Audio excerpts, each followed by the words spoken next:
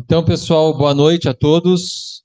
Sejam muito bem-vindos, tanto quem está aqui presencialmente, quanto quem está nos vendo em casa, ou quem está nos vendo já em outro momento, depois que essa aula foi gravada. Quero dar os parabéns redobrados aqui aos alunos que estão presencialmente, apesar da tempestade que está caindo lá fora, talvez até dê para ouvir aí na gravação algumas vezes que os trovões estrondam, né? Mas, enfim, que bom que todos conseguimos chegar até aqui. Queria convidar você para nós orarmos. Hoje é a nossa última aula, então também estamos terminando esse ciclo aí de 7 aulas. Então é muito importante, né, que a gente consiga concluir algo que tenha uma certa duração, principalmente em se tratando do estudo da palavra de Deus. Então, fecha seus olhos, curve sua cabeça, vamos orar. Obrigado, Pai, por essa noite, obrigado por podermos estar aqui reunidos mais uma vez. E hoje, para essa aula de encerramento, pedimos que o Senhor nos abençoe, que o Senhor nos dê entendimento da tua palavra e que também a tua palavra possa transformar o nosso coração. Que haja uma edificação, Deus, uma compreensão melhor da tua palavra, mas também um quebrantamento, um desejo por alinharmos a nossa vida conforme a tua vontade, de obedecermos a ti. Então nos abençoa, nos dá uma mente atenta, nos dá um coração aberto. É o que nós te pedimos em nome de Jesus. Amém. Então, quero convidar você para abrir a sua Bíblia lá em Efésios, capítulo 6. Nós vamos ler a última parte aqui da carta, o trecho que nos resta estudar nessa última aula. Efésios, capítulo 6, de 10 a 24. Nosso tema hoje é a armadura de Deus. Efésios, capítulo 6, eu vou ler a partir do verso 10, então. Finalmente, fortaleçam-se no Senhor e no seu forte poder. Vistam toda a armadura de Deus para poderem ficar firmes contra as ciladas do diabo. Pois a nossa luta não é contra seres humanos, mas contra os poderes e autoridades, contra os dominadores deste mundo de trevas, contra as forças espirituais do mal nas regiões celestiais. Por isso, vistam toda a armadura de Deus para que possam resistir no dia mau e permanecer inabaláveis, depois de terem feito tudo. Assim, mantenham-se firmes, cingindo-se com o cinto da verdade, vestindo a couraça da justiça e tendo os pés calçados com a prontidão do evangelho da paz. Além disso, usem o escudo da fé, com o qual vocês poderão apagar todas as setas inflamadas do maligno. Usem o capacete da salvação e a espada do Espírito, que é a palavra de Deus. Orem no Espírito em todas as ocasiões, com toda oração e súplica. Tendo isso em mente, estejam atentos e perseverem na oração por todos os santos. Orem também por mim, para que, quando eu falar, seja-me dada a mensagem, a fim de que, destemidamente, torne conhecido o mistério do Evangelho, pelo qual sou embaixador, preso em correntes. Orem para que, permanecendo nele, eu fale com coragem, como me cumpre fazer. Tíquico, o irmão amado e fiel, servo do Senhor, lhes informará tudo, para que vocês também saibam qual é a minha situação e o que estou fazendo. Enviei-o a vocês por essa mesma razão, para que saibam como estamos e para que ele os encoraje. Paz seja com os irmãos e amor com fé da parte de Deus Pai e do Senhor Jesus Cristo. A graça seja com todos os que amam a nosso Senhor Jesus Cristo com amor incorruptível. Então, essa é a parte final do nosso curso de Efésios. Nós, na primeira aula, vimos aí o esboço de Efésios, Vimos no capítulo 1 a nossa nova identidade em Cristo, capítulos 1 e 2, até o versículo 10, a nossa nova identidade em Cristo. Depois, Efésios capítulo 2, 11, até o capítulo 4, 16, a nova família de Deus, formada agora por judeus e gentios, e essa nova família deve crescer em unidade, em amor.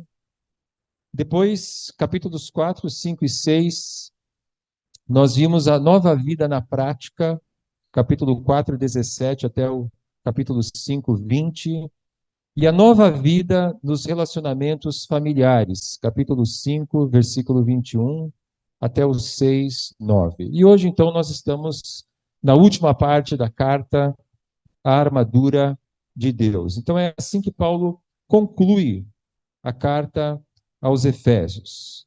O C.S. Lewis, ele fala de dois erros dos cristãos que os cristãos cometem com relação ao diabo. Ele diz: há dois erros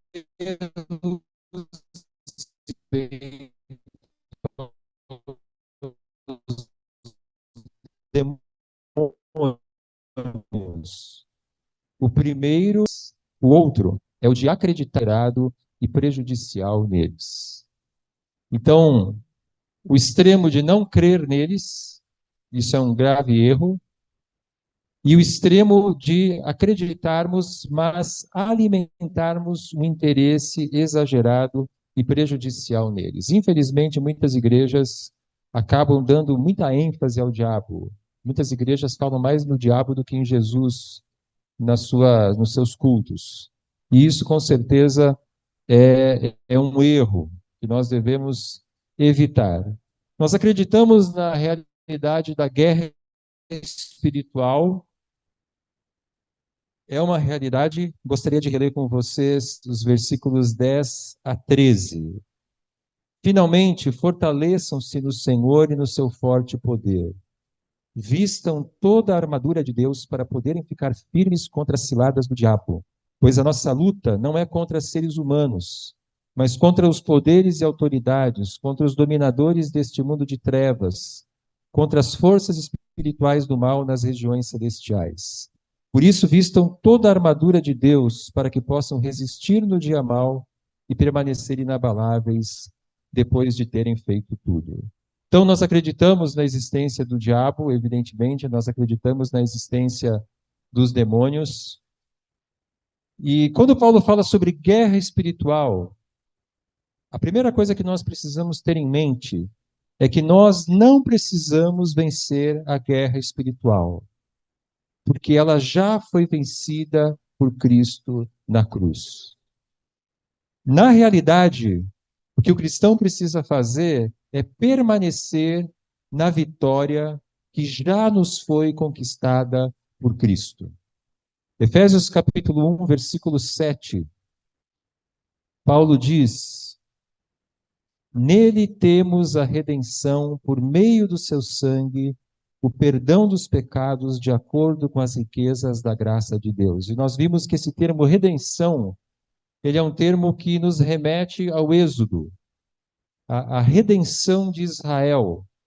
Israel foi liberto do cativeiro do Egito. A palavra redenção significa libertação, a libertação de um escravo. Israel era escravo no Egito, e Israel experimentou a redenção, a libertação. E nós somos o novo Israel, que foi redimido por Cristo, que foi liberto por Cristo, por meio do seu sangue. Na cruz, Cristo perdoou os nossos pecados. E por meio da cruz, por meio do perdão dos nossos pecados, nós somos libertos do poder da morte, do pecado e do diabo.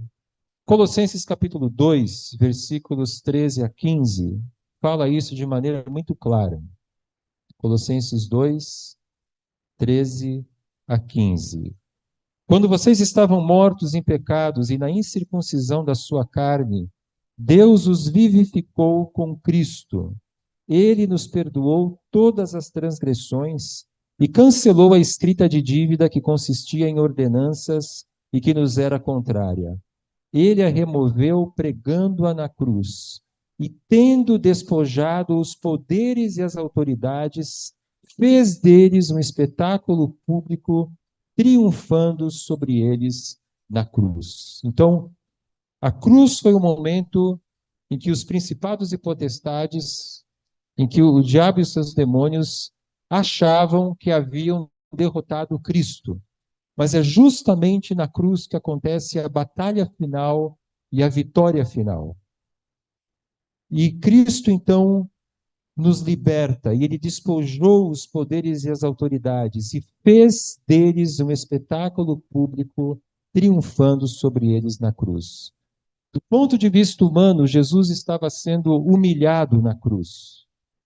Mas do ponto de vista espiritual, no reino espiritual, os principados e potestades foram eles que foram humilhados, eles que se tornaram um espetáculo público, porque Cristo triunfou sobre eles na cruz. Então, falar da armadura de Deus não é falar de uma guerra que nós precisamos vencer, mas de uma guerra que já foi vencida, e o que nós precisamos fazer é permanecer na vitória que nos foi conquistada por Cristo. Versículo 10: Fortaleçam-se no Senhor e no seu forte poder. Então, o poder para vencermos essa guerra espiritual, ele não é nosso, ele não vem de nós, ele não vem da nossa capacidade, ele não vem do nosso conhecimento, ele não vem da nossa experiência, mas ele vem de Deus. O poder que nós precisamos para vencer e que está à nossa disposição é o poder de Deus.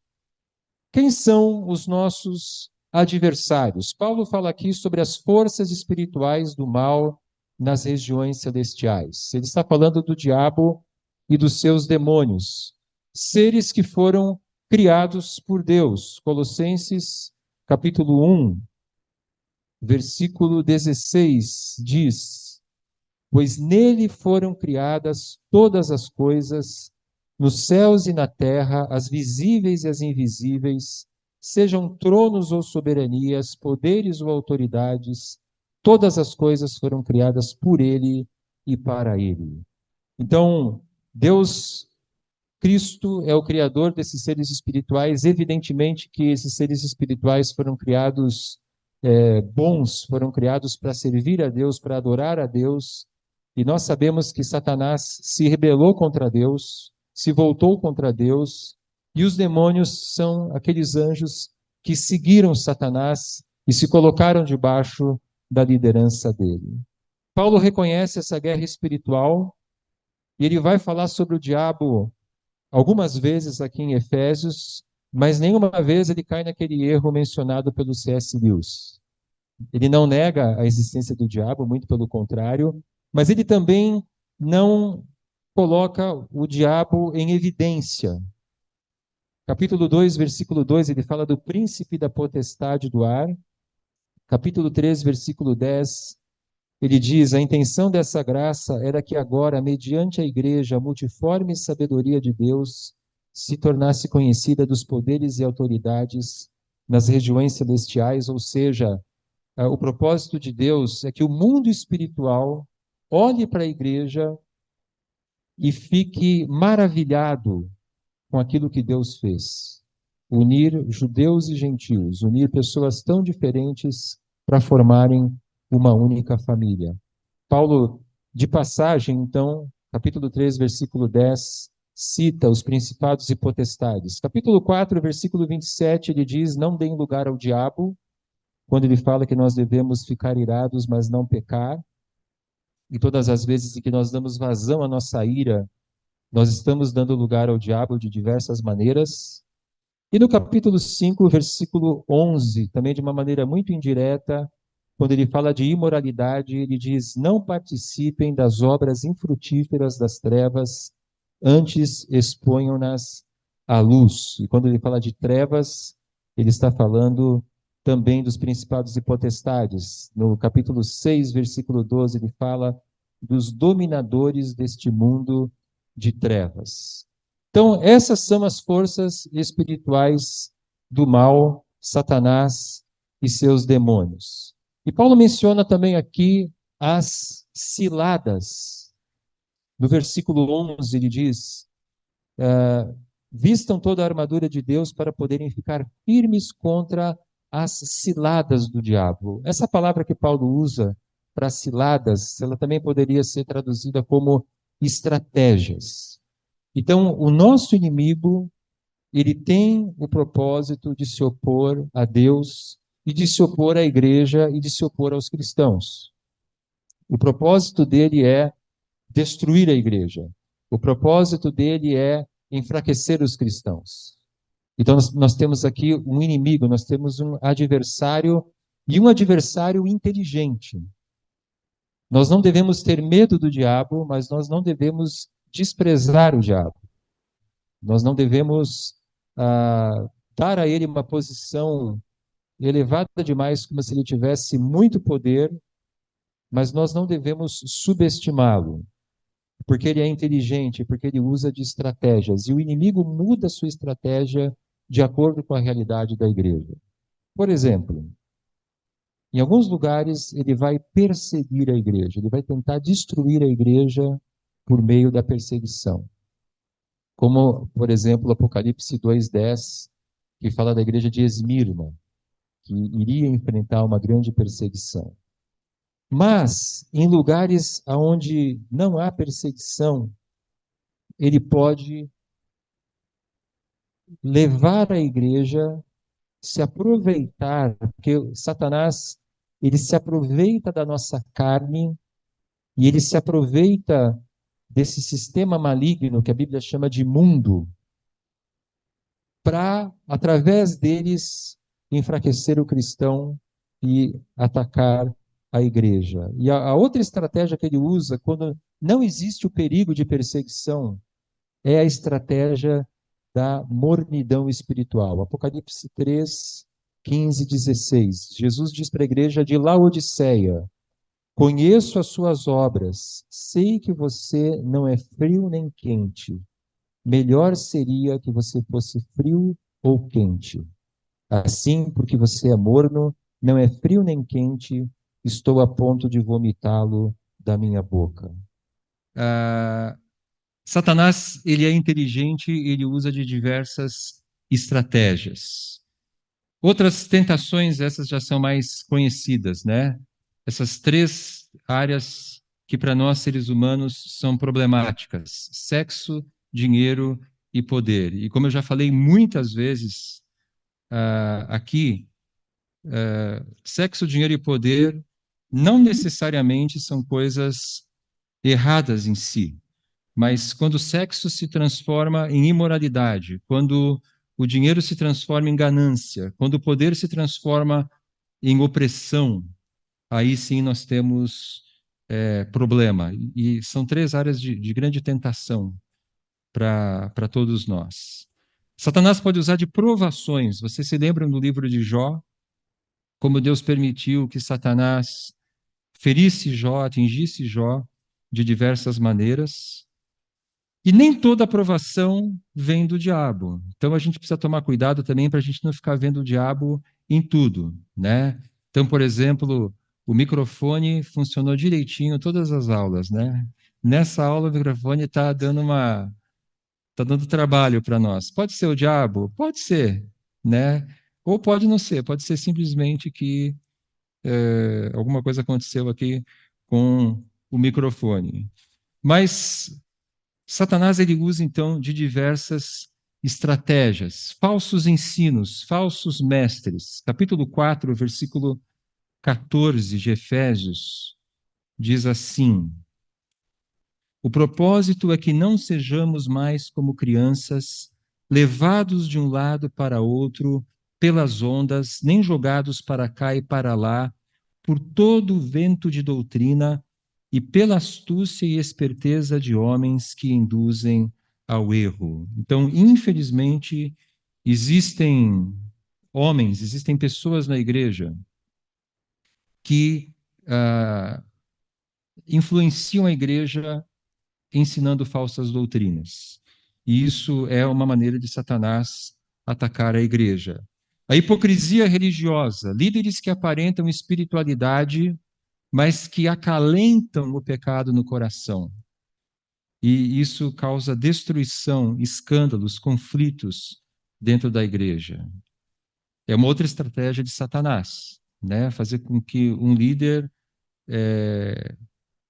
se deixe levar pelo pecado, em qualquer uma dessas áreas, sexo, dinheiro, poder, e ele vai acalentando certos pecados no seu coração, até que num determinado momento aquilo se torna público, e isso vira um escândalo, isso causa conflitos, isso causa decepção, uma série de problemas.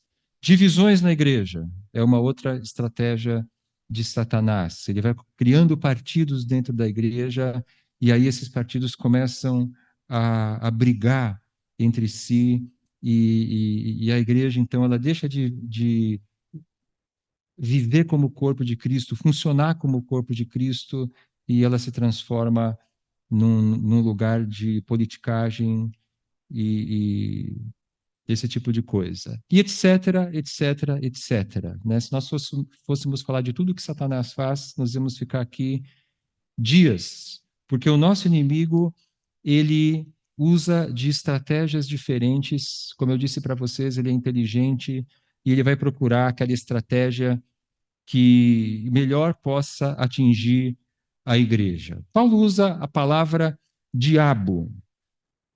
Existem várias palavras usadas na Bíblia para o nosso inimigo: Satanás, diabo e outros termos, né? Maligno é um outro termo que ele usa aqui no versículo 16. Ele chama o diabo de maligno.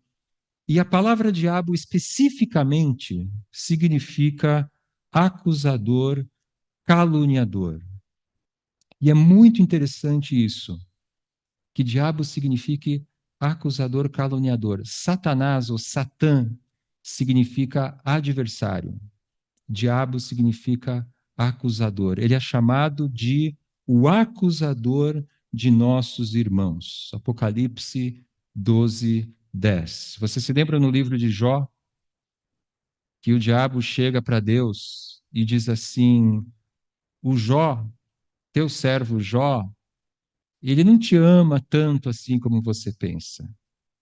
Ele te obedece, ele te adora, ele faz sacrifícios pelos seus filhos, por ele, porque você mimou ele, você encheu ele de bens, você deu para ele uma vida de muito conforto, muito privilegiada. Tira essas coisas dele para você ver como ele vai agir. Esse é bem o espírito do diabo, bem a atitude do diabo. Ele é acusador. Então, nós temos que tomar cuidado, porque ao falar mal de seus irmãos em Cristo, você corre o sério risco de ser um instrumento do diabo. Porque esse é o caráter dele. E ele pode, infelizmente, usar a nossa boca, né? Não estou dizendo que nós ficamos possuídos pelo diabo, mas muitas vezes o diabo pode usar a nossa boca para que nós digamos coisas que ele gostaria que fossem ditas.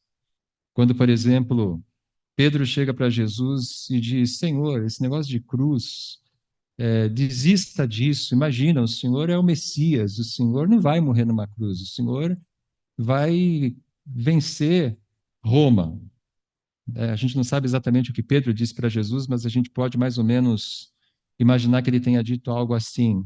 E Jesus diz para Pedro: para trás de mim, Satanás, porque você não pensa com as categorias de Deus, mas você pensa de forma humana. Não é que Pedro ficou possuído pelo diabo, mas Pedro foi um instrumento do diabo naquele momento. Porque o diabo gosta de acusar, de desqualificar, de desmoralizar pessoas. E quando nós fazemos fofocas ou falamos mal de pessoas ausentes, a nossa língua se torna um instrumento de Satanás. Tiago capítulo 3, que é o grande capítulo aí sobre a língua, versículos 5 e 6. Semelhantemente, a língua é um pequeno órgão do corpo, mas se vangloria de grandes coisas. Vejam como um grande bosque é incendiado por uma simples fagulha. Assim também a língua é um fogo, é um mundo de iniquidade. Colocada entre os membros do nosso corpo, contamina a pessoa por inteiro, incendeia todo o curso de sua vida, sendo ela mesma incendiada pelo inferno. Então, o pecado da língua é um pecado que é o primeiro campo de batalha nosso, é o nosso falar. Então, se você tem alguma crítica a alguém, o mandamento bíblico é que você deva falar diretamente com essa pessoa e não sobre essa pessoa com outros. É o que Jesus ensina em Mateus 18:15. Se o teu irmão pecar contra ti, ou se o teu irmão pecar, vá e converse com ele. Então, o nosso falar é o primeiro campo de batalha na luta contra o diabo, contra o acusador. E talvez por isso Paulo tenha dito, capítulo 4 de Efésios, versículos 26 e 27, quando vocês ficarem irados, não pequem, apaziguem a sua ira antes que o sol se ponha e não deem lugar ao diabo. Versículo 27. Versículo 29 a 31. Nenhuma palavra torpe saia da boca de vocês, mas apenas a que for útil para edificar outros, conforme a necessidade, para que conceda graça aos que a ouvem. Não entristeçam o Espírito Santo de Deus, com o qual vocês foram selados para o dia da redenção. Livrem-se de toda amargura, indignação e ira, gritaria e calúnia, bem como de toda maldade.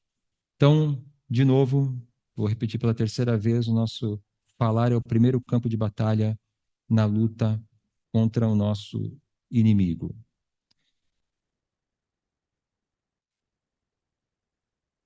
Versículo 13 fala sobre a certeza da vitória. Paulo diz: por isso, vistam toda a armadura de Deus, para que possam resistir no dia mau e permanecer inabaláveis depois de terem feito tudo. Então, esse versículo nos dá a certeza da vitória, para que vocês possam resistir, permanecer inabaláveis depois de terem feito tudo. Mas qual é a condição para nós termos a vitória? Ou para nós permanecermos na vitória que já nos foi conquistada por Cristo? A condição é nós vestirmos toda a armadura, e não apenas uma parte dela. Um soldado todo equipado, mas sem uma das peças da armadura, é um soldado vulnerável.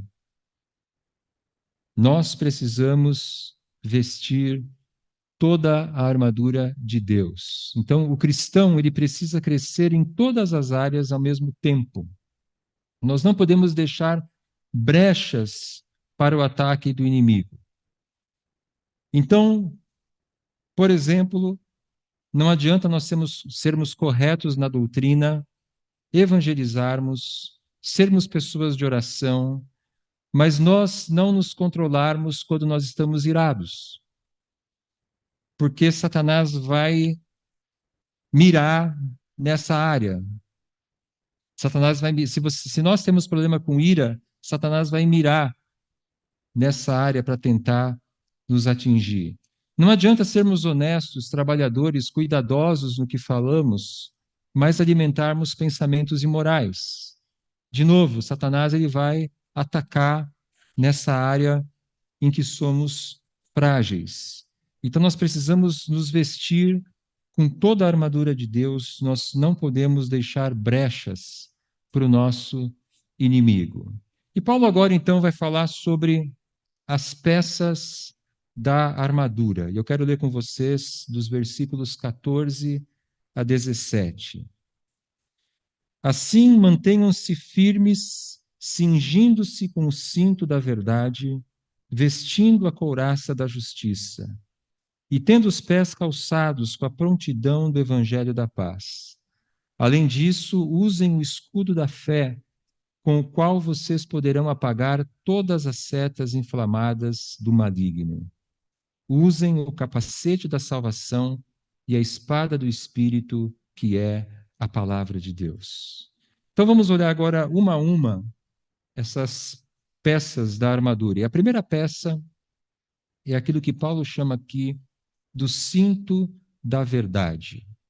Então o soldado romano, e aqui Paulo ele tem em mente a armadura de um soldado romano, talvez o soldado que ficava ali preso a Paulo na sua prisão em Roma estivesse vestido com a sua armadura. Nós não sabemos, não temos como ter certeza.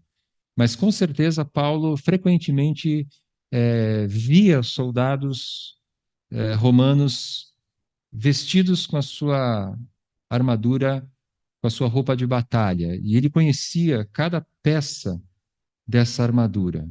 O cinto era o lugar onde o soldado carregava a sua espada. Então, ele tinha dois propósitos. Ele servia de proteção, ele protegia essa parte do abdômen, a parte do corpo, mas ele servia também como bainha, aonde ele podia então colocar a sua espada, carregar a sua espada.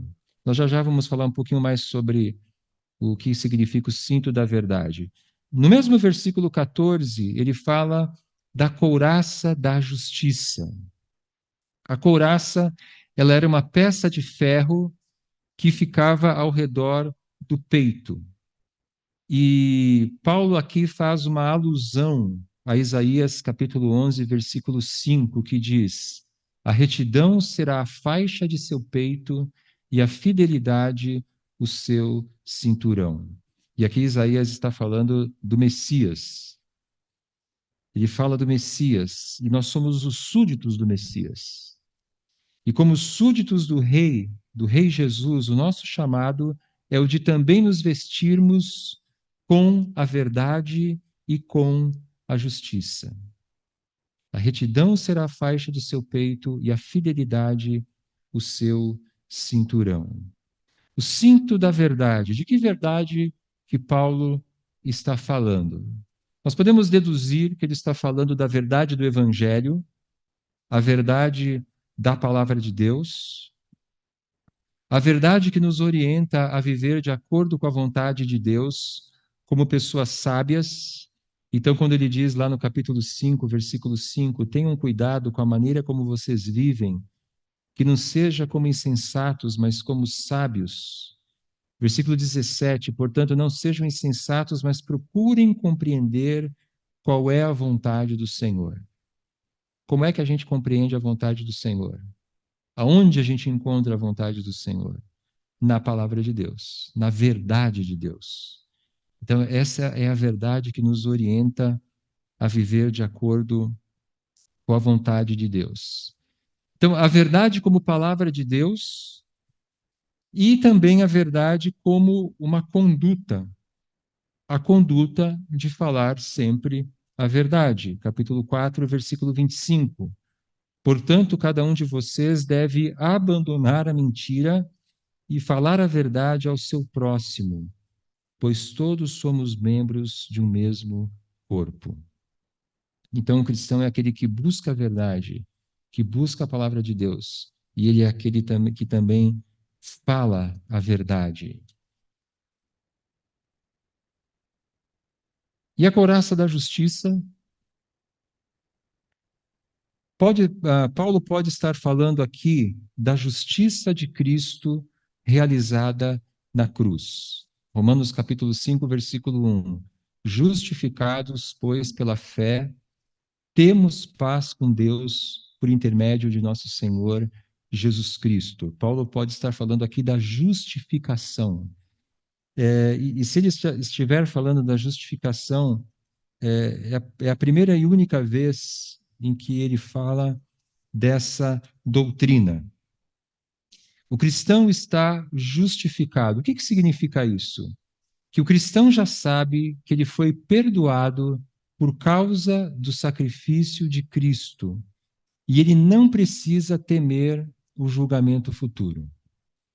A justificação, que é uma doutrina que Paulo vai tratar em Gálatas, em Romanos, basicamente é nós dizermos que no dia do juízo nós ouviremos o veredito.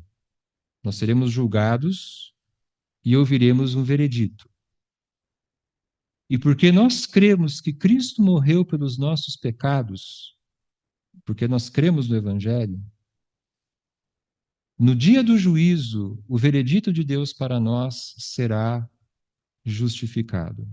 Vocês estão, vocês não estão condenados, porque vocês foram justificados. Então, o que é a justificação? A justificação nada mais é do que a antecipação do veredito final para hoje. Eu e você podemos saber hoje o que vai ser dito no dia do julgamento sobre nós. Porque Cristo morreu por nós.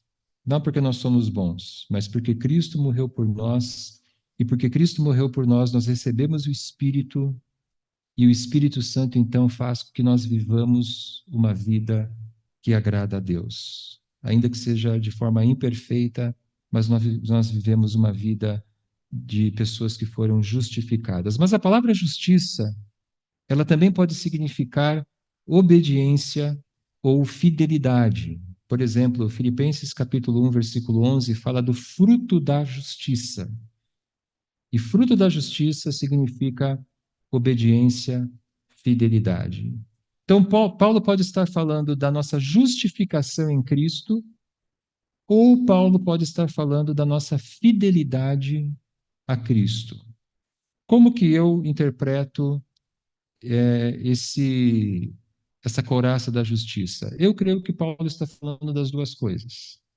Paulo está falando da justiça de Cristo, da nossa justificação. Paulo está falando também da nossa fidelidade. Então, a couraça da justiça. O outro item que Paulo menciona aqui na armadura é o do versículo 15, tendo os pés calçados com a prontidão do evangelho da paz. O Marcos Barth, que é um autor de um comentário de Efésios, ele diz o seguinte sobre esse versículo.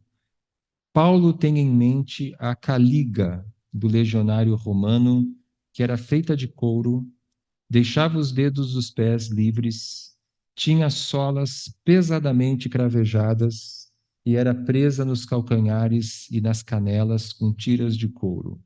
Equipavam os soldados para marchas longas e para tomar posição com firmeza.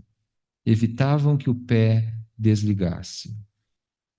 Nós temos aqui, não sei se vocês conseguem ver a imagem dos cravos na sola dessa sandália, né?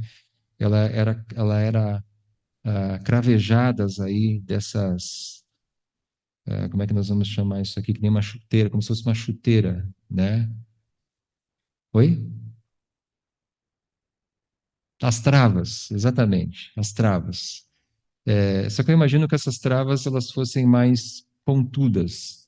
Então, essa caliga, e uma curiosidade, um parênteses, né? Vocês já ouviram falar do imperador Calígula, né? Calígula não era o nome dele, era o apelido dele.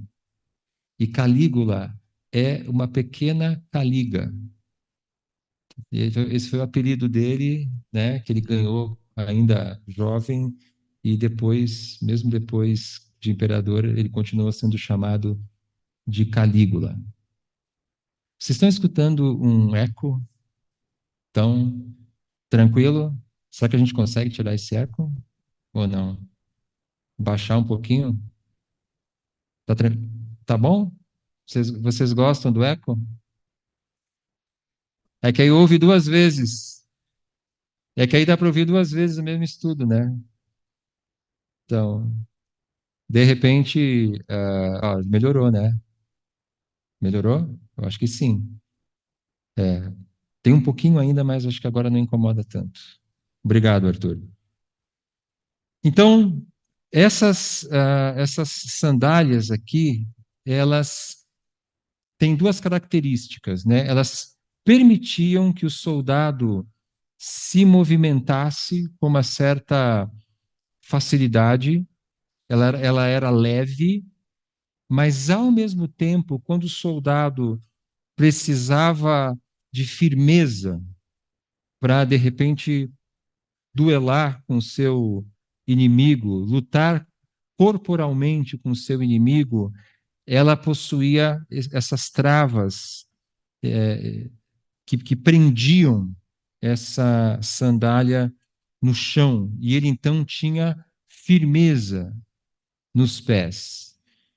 Provavelmente, o que Paulo quer dizer aqui é que o cristão deve ficar firme na verdade do evangelho para não fraquejar na hora dos ataques de Satanás. Então, essa é a primeira característica dos pés calçados com a prontidão do evangelho da paz. Significa que quando nós formos atacados, nós ficaremos firmes no evangelho. O evangelho é a mensagem de que Cristo morreu pelos nossos pecados, de que Cristo ressuscitou. 1 Coríntios, capítulo 15. Quando vêm as tentações, quando vêm as provações, quando vem a falsa doutrina, quando vem qualquer coisa que queira nos derrubar, nós então ficamos firmes na verdade do Evangelho. Cristo venceu na cruz. Cristo me ama, Cristo morreu por mim, Cristo ressuscitou. E eu posso então ficar firme em Cristo. E o cristão deve estar pronto para compartilhar o evangelho com os descrentes. Então, no momento de uma luta corporal, as sandálias mantêm o soldado firme no seu lugar, mas ao mesmo tempo, se esse soldado precisar andar, ele tem essa facilidade por ser um calçado leve. O cristão deve estar pronto para compartilhar o evangelho com os descrentes, para ir ao encontro daqueles que não conhecem ainda a Cristo. E a maioria dos comentaristas, eu concordo com eles, vem aqui nesse versículo um eco de Isaías 52, 7, que diz assim: Como são belos os pés daqueles que anunciam boas novas, que proclamam paz, que trazem boas notícias, que proclamam salvação, que dizem a Sião: o seu Deus reina. E assim são os pés do cristão, são os pés daqueles que levam o evangelho para aqueles que ainda não conhecem a Cristo. Outra peça da armadura é o escudo da fé. Paulo vai falar sobre o escudo da fé no versículo 16. E a palavra que Paulo usa para escudo se refere a um longo escudo retangular que media 1,20 m por 75 centímetros e que protegia a pessoa por inteiro. Então, o soldado colocava aquele escudo dessa maneira, né? Ele era retangular e ele protegia uma boa parte do corpo do soldado. E ele possuía duas camadas de madeira coladas juntas, cobertas com linho e couro, e ele era fixado com ferro nas extremidades de cima e de baixo. E esse escudo, ele tinha uma característica que se houvesse água disponível ali onde estava acontecendo a batalha, esse escudo ele poderia ser encharcado com água para que o soldado pudesse se defender das flechas acesas. Olha o que Paulo diz, versículo 16: Além disso, usem o escudo da fé com o qual vocês poderão apagar todas as setas inflamadas do maligno. Então, o adversário, o inimigo, ele acendia as suas flechas, ele colocava fogo nas flechas e arremessava essa flecha em direção ao exército. E os soldados se defendiam com esses escudos, quando eles podiam, com esses escudos encharcados de água, para que as setas inflamadas não o atingissem, não o ferissem. Então, Paulo está falando aqui do escudo da fé. A fé necessária para ficarmos protegidos das setas incendiadas do maligno. Então, o que são essas setas incendiadas? As tentações, as provações infligidas pelo diabo, elas são como setas incendiadas. E a fé nesse contexto, ela significa a confiança firme em Deus e em suas promessas. A fé, por exemplo, no que está escrito no capítulo 1 de Efésios, de 3 a 14. Nós não vamos ler esse texto agora, mas esse foi o texto que nós estudamos na nossa primeira aula, que fala que nós fomos abençoados com todas as bênçãos nas regiões celestiais em Cristo, que nós fomos predestinados, que nós fomos adotados, que nós temos a redenção, o perdão dos pecados, que um dia todas as coisas vão ser convergidas em Cristo, versículo 10, que diz que nós somos selados pelo Espírito, versículo 13, que fala da garantia da nossa herança, versículo 14, que aqui nada mais é do que a nossa ressurreição, a garantia da nossa herança até a redenção daqueles que pertencem a Deus. Nós pertencemos a Deus. Então, que fé é essa? É a fé que no momento das tentações, no momento das provações, ela se lembra dessas verdades e ela então se apropria dessas verdades. E isso é uma coisa que nós precisamos desenvolver, que nós precisamos aprender. Quando nós estamos sob o ataque do nosso inimigo, nós precisamos confiar que estamos debaixo da proteção, do poder e da fidelidade de Deus. Nessa hora, a gente precisa se lembrar das promessas de Deus. Quando atacados, ou quando atacado, lembre-se das promessas de Deus. De que Deus começou uma boa obra que Ele vai terminar, de que Deus não irá nos abandonar, de que Ele está conosco, de que Ele nos dará do seu poder para nós vencermos. O momento do ataque é o momento de nos lembrarmos das promessas de Deus. Nós precisamos da fé, da confiança de que a obediência a Deus é sempre o melhor. É duro, né? Na hora da tentação, na hora da provação, o desejo de fazer o que é mais fácil, o que traz o alívio imediato, e que muitas vezes o mais fácil e o alívio imediato é o pecado. Nessa hora, nós precisamos da confiança, da fé, de que a obediência a Deus é sempre o melhor. Nós precisamos da fé de que é possível vencer a tentação. 1 Coríntios 10, 13. Não sobreveio a vocês tentação que não fosse comum aos homens, e Deus é fiel. Ele não permitirá que vocês sejam tentados além do que podem suportar. Mas quando forem tentados, Ele mesmo lhes providenciará um escape para que o possam suportar. A gente acha que existem certas tentações na nossa vida que elas são insuportáveis, nós não temos como vencer aquilo. Mas o que a palavra de Deus está dizendo para nós é exatamente o contrário disso. Não sobreveio a vocês tentação que não fosse comum aos homens. Deus é fiel, Ele não permitirá que vocês sejam tentados além do que possam suportar.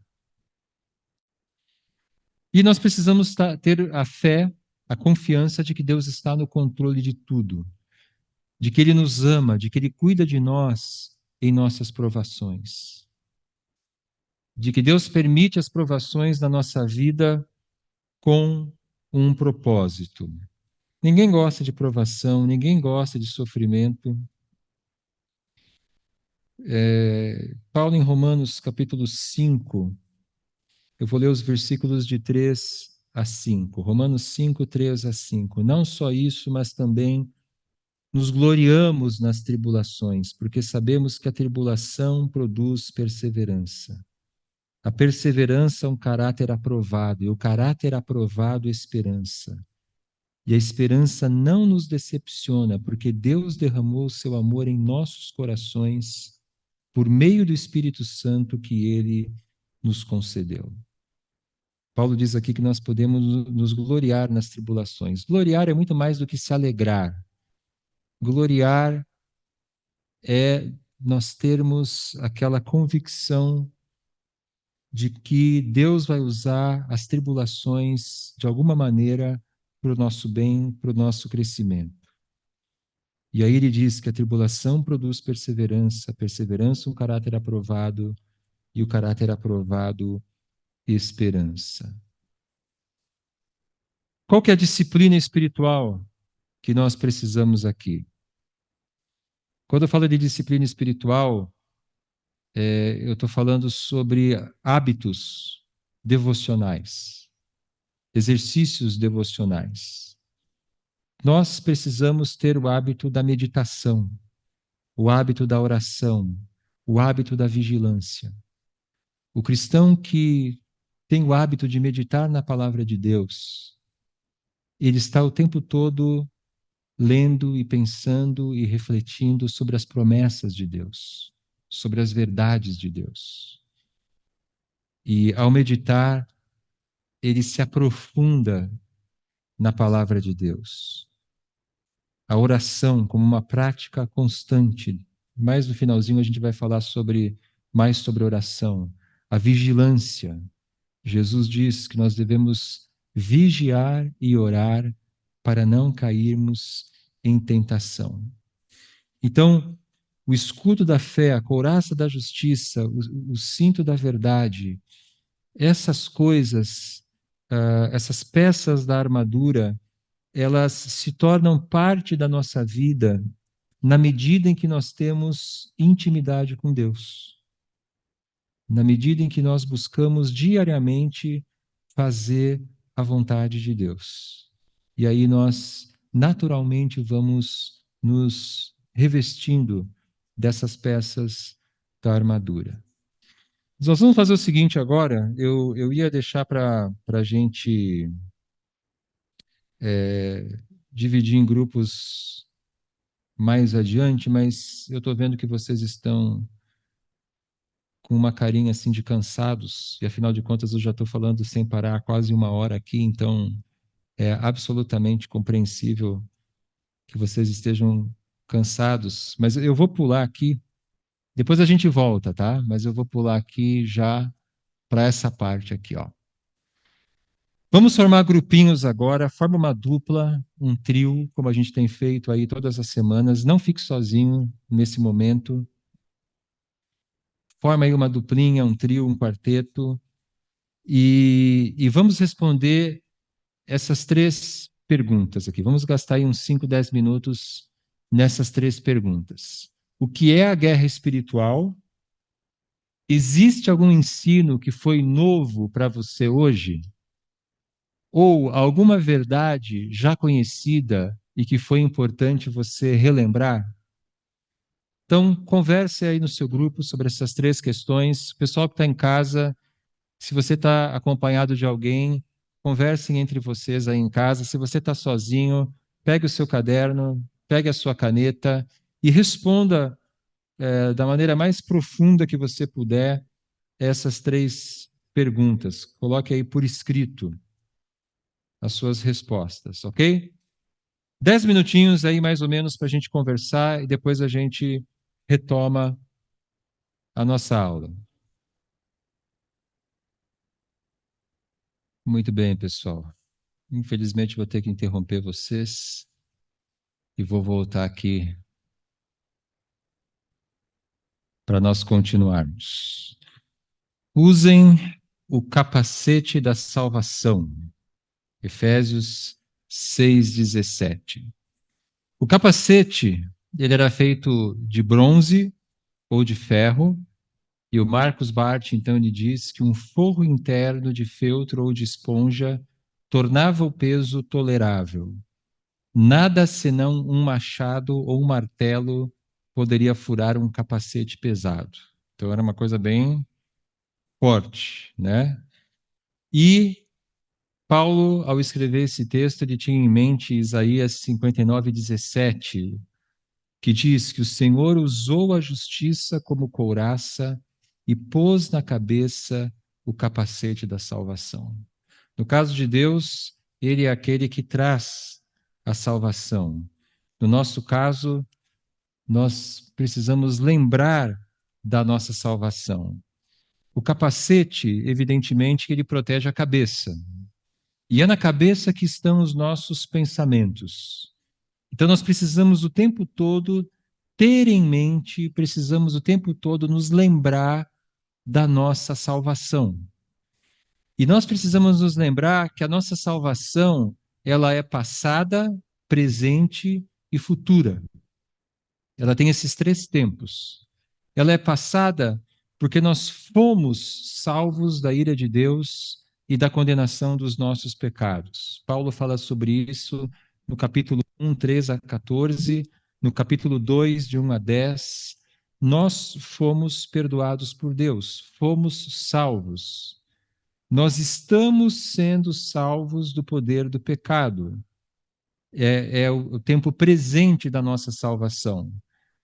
O Espírito Santo age na nossa vida, aquele processo que nós vimos, capítulos 4, 5 e 6 de Efésios, particularmente ali, quando Paulo fala do despir-se do velho homem, renovar-se no modo de pensar e revestir-se do novo homem, Efésios 4, 22 a 24, ele está falando desse processo de santificação, é o tempo presente.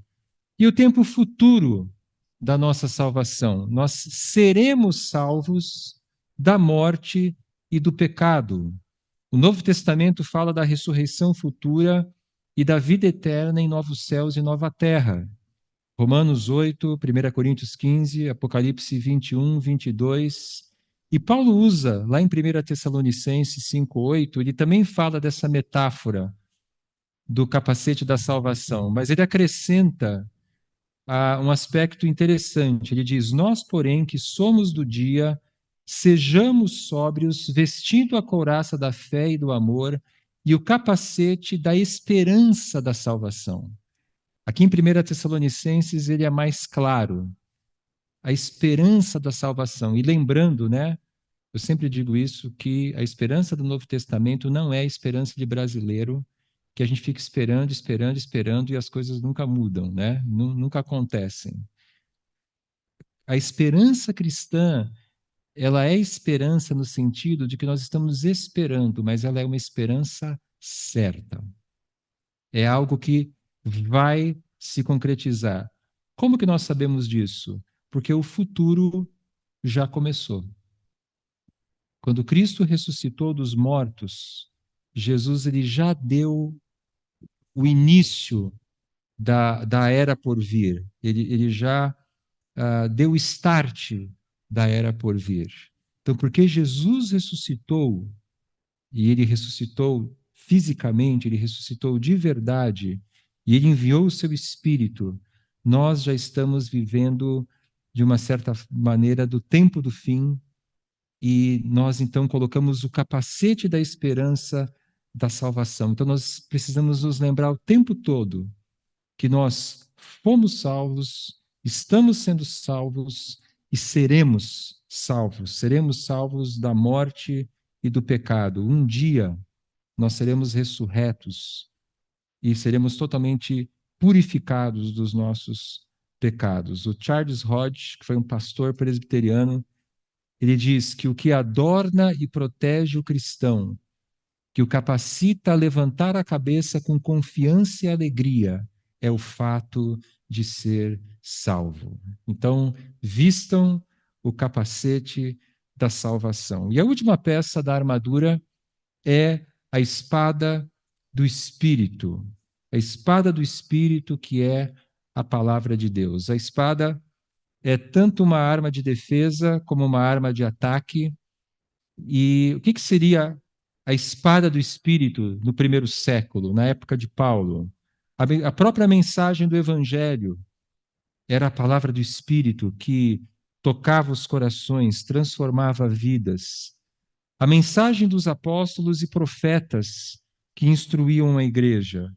Efésios 2:20, edificados sobre o fundamento dos apóstolos e profetas, tendo Jesus Cristo como pedra angular. E no capítulo 4, versículo 11, ele diz: E ele, Cristo, designou alguns para apóstolos, outros para profetas, outros para evangelistas e outros para pastores e mestres. Nós sabemos que no primeiro século havia profetas, além dos apóstolos, profetas inspirados pelo Espírito Santo que instruíam a igreja nas verdades de Deus. Essa era a espada do Espírito no primeiro século. Mas hoje, a espada do Espírito, nós podemos dizer com convicção, é a Bíblia. É a palavra de Deus escrita, Antigo Testamento e Novo Testamento. E vamos lembrar que o próprio Jesus usou a Bíblia em sua tentação no deserto. Vocês lembram que Jesus ele cita a Bíblia para o diabo no deserto? Nem só de pão viverá o homem, mas de toda palavra que procede da boca de Deus. Jesus ele usou a espada do Espírito contra o nosso inimigo. E nós podemos e devemos fazer a mesma coisa. E qual é a disciplina espiritual que nós devemos exercitar, que deve ser um hábito nas nossas vidas? A disciplina da leitura, da meditação e do estudo da palavra de Deus. Então, nós devemos ler a palavra de Deus. Nós, inclusive, estamos fazendo agora um plano de leitura da Bíblia. E muitas vezes você simplesmente vai ler o texto, não vai parar em cima do texto, você simplesmente vai ler, e isso não é perda de tempo. Isso é um exercício importante, porque você vai ler textos que normalmente você não leria quando você faz esse plano de leitura da Bíblia. Você vai se lembrar de textos que você tinha se esquecido, você vai conhecer textos que talvez você nunca tenha lido, e isso é importante, isso vai entrando na nossa mente, e o Espírito pode depois nos capacitar a lembrar desse texto. A meditação você pode meditar num capítulo, você pode meditar num parágrafo, você pode meditar num versículo. A meditação é o ato da gente ficar ruminando a palavra de Deus, refletindo sobre a palavra de Deus. Nós podemos pegar, por exemplo, uma frase: O Senhor é o meu pastor, nada me faltará. E eu posso passar o dia inteiro me lembrando, em vários momentos, e refletindo em vários momentos, sobre o que significa: O Senhor é o meu pastor e nada me faltará. E o estudo da Bíblia, esse é bem fácil de explicar, porque é exatamente isso que nós estamos fazendo aqui. 7 semanas estudando toda a carta de Efésios de uma maneira expositiva, de uma maneira sistemática, e isso também é algo que nós devemos fazer. Então, essas três coisas, né? Lermos a palavra de Deus, meditarmos na palavra de Deus, estudarmos a palavra de Deus. Outra coisa importante é nós decorarmos versículos. Alguns de nós têm facilidade, outros têm dificuldade de decorar, então não se martirize se decorar para você é muito difícil, mas nós podemos nos familiarizar com textos que nos ajudarão na hora das tentações. Então, tudo bem, eu não consigo decorar Vou usar de novo o exemplo do Salmo 23. Eu não consigo decorar, mas toda vez que eu leio esse texto me fortalece, é um texto querido para mim. Bom, uma das coisas boas do celular, tem muita coisa ruim, né? Mas uma das coisas boas do celular é que a gente pode carregar a Bíblia nele. E a gente pode abrir o nosso aplicativo da Bíblia e aonde quer que nós estejamos, nós podemos nos lembrar daqueles textos, e mesmo que a gente não decore, a gente pode ler esses textos, e esses textos vão então ser a espada do Espírito que irá nos ajudar a vencer o nosso inimigo, a permanecer na vitória que Cristo já conquistou para nós. Nós já fizemos aqui o nosso compartilhar. Efésios capítulo 6, de 18 a 20. Vamos ler nesse momento. Orem no Espírito em todas as ocasiões, com toda oração e súplica. Tendo isso em mente, estejam atentos e perseverem na oração por todos os santos. Orem também por mim, para que, quando eu falar, seja-me dada a mensagem, a fim de que destemidamente torne conhecido o mistério do Evangelho, pelo qual sou embaixador, preso em correntes. Orem para que, permanecendo nele, eu fale com coragem, como me cumpre fazer. Paulo ele não inclui a oração como parte da armadura, ele não compara a oração com nenhuma outra peça, mas ela é essencial na guerra espiritual. Eu acho que todos nós concordamos com isso. E ele diz aqui: orem no Espírito. Os comentaristas, eles dizem que essa expressão pode significar tanto orem no Espírito com E maiúsculo, orem no Espírito Santo, que nada mais é do que a gente orar. Paulo não necessariamente está falando aqui de falar em línguas. Algumas pessoas interpretam orar no Espírito como falar em línguas, mas não existe nada aqui no texto que nos aponte nessa direção. Orar no Espírito simplesmente é nós orarmos na dependência do Espírito. Inclusive, a preposição que Paulo usa aqui, ela pode ser traduzida também como orar por meio do Espírito. É o Espírito que nos capacita a orar. Ou pode ser, orem no Espírito de vocês, aí seria Espírito com E minúsculo. De qualquer maneira, seja interpretando como Espírito Santo, como no nosso espírito, isso é detalhe. O que Paulo quer que nós façamos aqui é orar. E esse versículo, ele equivale a 1 Tessalonicenses 5,17. Orem sem cessar. Então, ele diz aqui: orem no Espírito em todas as ocasiões, com toda oração e súplica. A oração era um hábito de Paulo. Nós sabemos disso pelas suas cartas.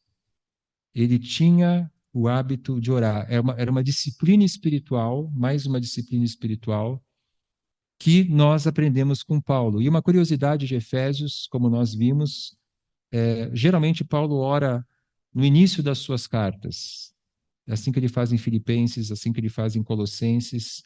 Curiosamente, Paulo ora duas vezes em Efésios. Ele ora no capítulo 1 e depois ele ora no capítulo 3, de 14 a 21. Então, o cristão, ele deve ter o hábito da oração e o hábito da intercessão. O que é intercessão? É quando nós oramos por outros, né? Eu acredito que todos nós aqui fazemos isso. Versículo 19, Paulo diz: orem também por mim. Então, nós devemos orar por nós devemos orar por outros. E quando a gente fala de orar sem cessar, a gente se lembra do profeta Daniel. Daniel, ele tinha o hábito de orar 3 vezes ao dia. Muitos judeus têm esse hábito de orar 3 vezes ao dia. Eles oram uma vez pela manhã, uma vez de tarde, uma vez de noite. Não existe nada na Bíblia que diga que isso é uma regra para nós, né? Mas eu acho interessante, né? Se você quiser, quiser desenvolver esse hábito, né? Ele tem uma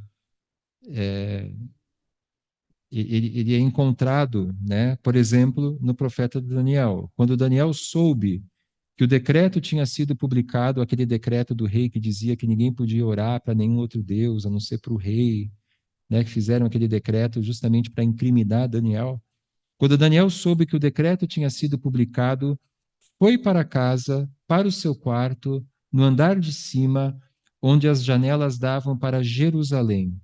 3 vezes por dia ele se ajoelhava e orava, agradecendo ao seu Deus, como costumava fazer. Então ele não mudou o seu hábito e por isso que ele foi condenado, né, a ser lançado na cova dos leões. Cada um de nós precisa criar a sua própria rotina de oração. Então essa é uma questão que nós cristãos somos livres, não existe uma regra, né, mas é muito importante que a gente se programe, né? Não há nada de errado em a gente ter mais ou menos, né, alguns horários que a gente determina, agora é meu momento de oração, né? E nós podemos fazer isso de manhã, de tarde, de noite, e orações espontâneas, evidentemente, né? Como, por exemplo, Neemias fez na presença do rei, quando o rei perguntou para ele por que ele estava triste, e aí ele orou ao Deus do céu, pedindo sabedoria, ele fez uma oração vapt-vupt, né? Pedindo sabedoria naquele momento, e evidentemente que as orações espontâneas também fazem parte da nossa, pelo seu testemunho do Evangelho. Que quando eu falar, seja-me dada a mensagem, rapidamente torne conhecido o mistério do Evangelho. Veja bem, gente, se o apóstolo Paulo pedia oração para falar do Evangelho, nós temos que pedir oração e orar também por isso. E o que mostra, né, a dependência dele, a dependência que ele tinha de Deus. Ele não dependia do fato dele ser o apóstolo Paulo, dele conhecer de cor o Velho Testamento como um bom fariseu, dele ter experiência, etc, etc, etc. Ele realmente dependia de Deus e nós devemos orar para que Deus nos dê oportunidades de falar do Evangelho com coragem e com sabedoria. E Paulo lhe diz que ele é embaixador preso em correntes. E essa é uma expressão muito bonita de Paulo. Ele estava numa prisão domiciliar em Roma, acorrentado pelo pulso a um soldado romano, e esse soldado ele era substituído a cada 4 horas. Então, a cada 4 horas, Paulo tinha um novo soldado para evangelizar. Já imaginaram, né? Um soldado a cada 4 horas, ele tinha aí uma boa quantidade de evangelismo para fazer todos os dias. Ou você acha que se você estivesse acorrentado ao apóstolo Paulo, ele não ia falar de Jesus? Com certeza ele ia. Paulo via a si mesmo como um embaixador de Cristo, e a corrente que o prendia era como um ornamento de seu ofício como embaixador.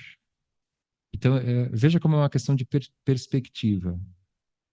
Ele podia se sentir um infeliz, um coitado, preso, amarrado a correntes como um bandido, como um criminoso, e ele olha para aquelas correntes com uma outra perspectiva. Versículo 20, pelo qual sou embaixador preso em correntes. Orem para que, permanecendo nele, fale com coragem, como me cumpre fazer. Então, aquelas correntes para Paulo não era uma humilhação, mas sim um ornamento. E uma curiosidade, será que o pedido de Paulo em Efésios 6:20 foi atendido? Esse pedido para que ele, ah, aliás, não só o versículo 20, mas o 19 e 20, né? Será que esse pedido dele foi atendido que nós acabamos de ler agora? Atos capítulo 28, 30 a 31, nos dá a resposta. Por 2 anos inteiros, Paulo permaneceu na casa que havia alugado e que era a prisão dele. e recebia a todos os que iam vê-lo. Pregava o reino de Deus e ensinava a respeito do Senhor Jesus Cristo abertamente e sem impedimento algum. Então, Deus ouviu as orações de Paulo, Deus ouviu as orações dos Efésios, e Paulo pôde, por 2 anos, enquanto ele esteve preso em Roma, anunciar a Cristo, anunciar o reino de Deus para todos os que iam visitá-lo e para todos os soldados romanos que todos os dias iam ficar ali presos a ele. Indo já para o fim da nossa aula, a gente não pode deixar de falar de Tíquico.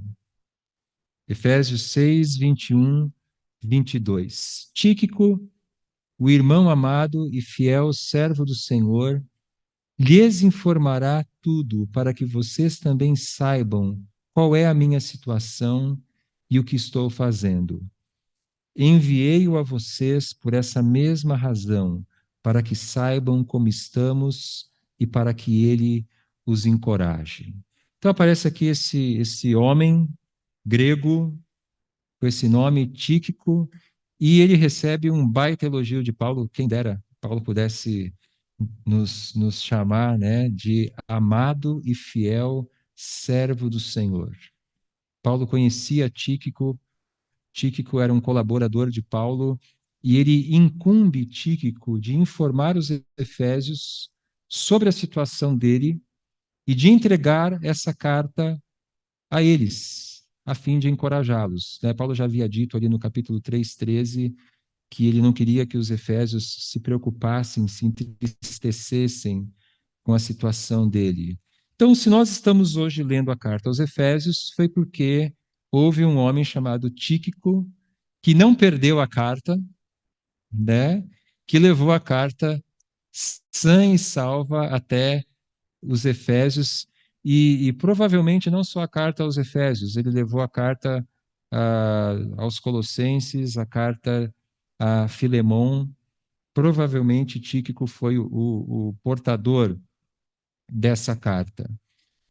E segundo Lucas, Tíquico era da província da Ásia, e Éfeso era a cidade principal dessa região conhecida como província da Ásia. Talvez, provavelmente, Tíquico fosse também um efésio, e ele era membro da comitiva que levou a oferta dos gentios aos cristãos da Judéia no ano 57 depois de Cristo, Atos 24. Não sei se vocês vão lembrar, Paulo levantou uma oferta entre os cristãos gregos para socorrer os cristãos da Judéia que estavam passando necessidade.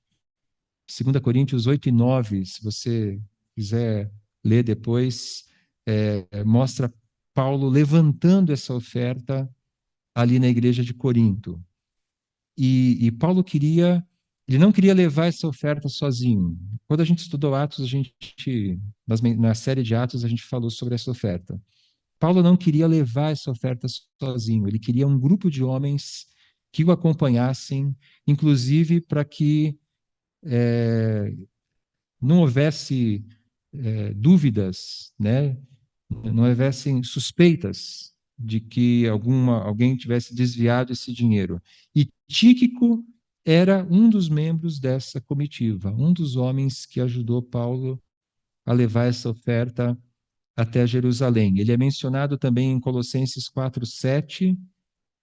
Lá Paulo diz que ele é o irmão amado, ministro fiel e cooperador no serviço do Senhor. Então Paulo acrescenta aqui que ele é um cooperador. Ele também é citado ali em 2 Timóteo 4:12, Tito 3:12. Então, Paulo ele possuía a sua equipe de colaboradores no evangelho. Paulo, ele tinha Tíquico, Timóteo, Tito, Lucas, Epafrodito, Priscila, Áquila, Apolo e muitos outros que a gente não vai colocar aqui por causa do tempo. E isso é muito interessante porque sem a sua equipe e sem os seus amigos, o ministério de Paulo teria sido inviável. Então percebem como servir a Cristo é sempre um trabalho em equipe. Ninguém consegue servir a Cristo sozinho. Nós precisamos uns dos outros. Então, quando Paulo fala em corpo de Cristo, ele não está falando de teoria, mas ele está falando de alguma coisa que ele conhecia na prática profundamente.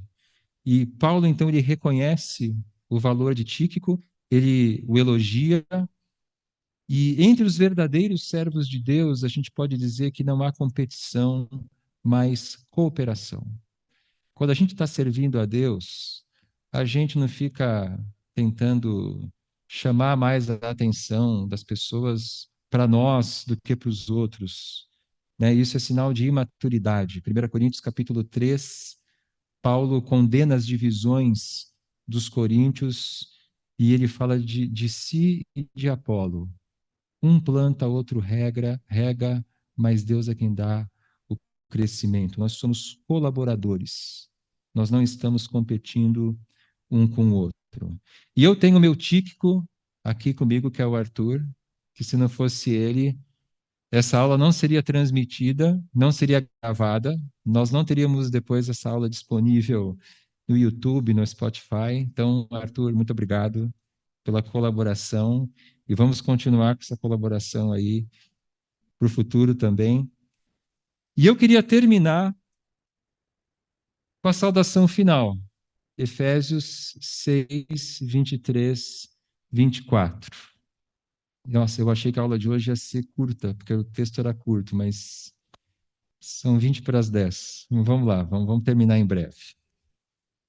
Paulo termina então a carta dizendo: paz seja com os irmãos e amor com fé da parte de Deus Pai e do Senhor Jesus Cristo. A graça seja com todos os que amam a nosso Senhor Jesus Cristo com amor incorruptível. Então, Paulo termina Efésios com essas palavras. Ele encerra a carta citando termos-chave, termos-chave da carta, como paz, amor, fé, graça. E a fonte dessas virtudes, Deus Pai e o Senhor Jesus Cristo, da parte de Deus Pai e do Senhor Jesus Cristo. E com essas palavras finais, então, nós concluímos aqui o nosso curso e eu quero desejar a vocês as mesmas bênçãos aqui que Paulo deseja aos Efésios. Quero agradecer a paciência de vocês e a perseverança de terem feito esse curso. E eu fico muito feliz de ver o interesse de vocês, né, tanto dos que estão aqui presentes como dos que estão em casa, e dizer que se você perdeu alguma aula, as nossas aulas estão, então, tanto no YouTube como no Spotify.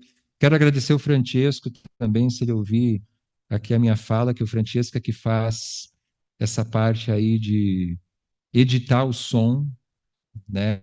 Isso dá bastante trabalho, editar o som e depois colocar nas plataformas. Então, Tiesco, muito obrigado também pela ajuda. E é isso, gente. Paz seja com vocês e amor com fé da parte de Deus Pai e do Senhor Jesus Cristo. Amém? Vamos orar então? Vamos encerrar com uma oração. Pai amado, muito obrigado pelo privilégio que temos e tivemos de estudar a tua palavra. Carta aos Efésios é uma carta tão rica, é uma carta que nos ensina sobre a nossa salvação, sobre a nossa santificação, sobre a guerra espiritual, como nós vimos hoje.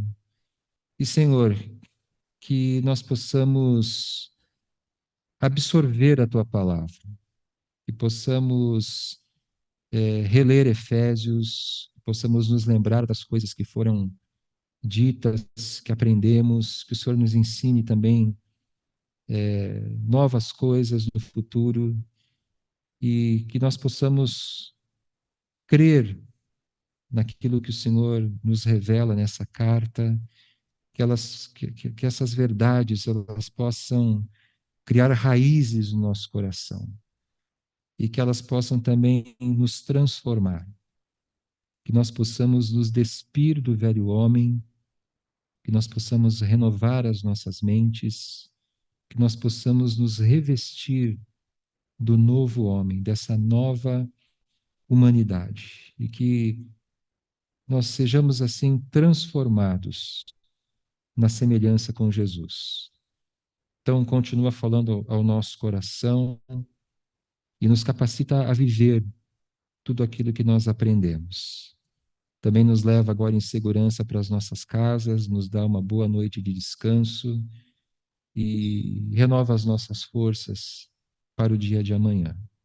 É o que nós te pedimos, agradecidos, em nome do Senhor Jesus. Amém. Amém. Meus queridos, então nós encerramos nosso curso. Muito obrigado. Que Deus abençoe a sua vida. Amém.